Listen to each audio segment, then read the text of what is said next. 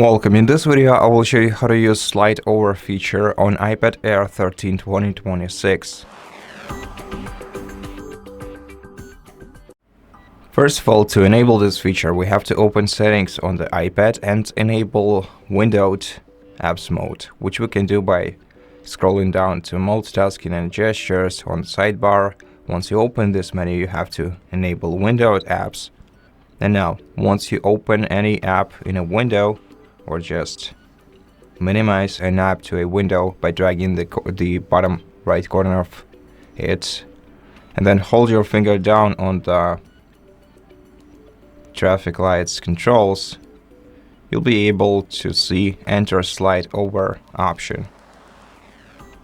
And this way you can enable this feature and use it on your tablet.